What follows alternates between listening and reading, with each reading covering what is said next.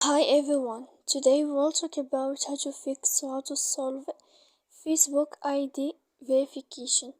To know how to fix or how to solve Facebook ID verification, you should just go to settings like this. We will click. After that, in this page, we go to apps, default apps, app settings. When you will see this list, you will go down to find the application of Facebook and you will enter. Then in this page, we go to click for stop. When you will end this, you will enter to storage. After that, you will go to click clear cache. Then you will click here clear data.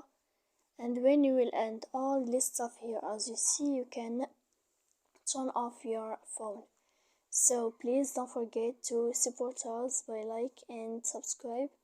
See you next time in another video, and thank you for your attention.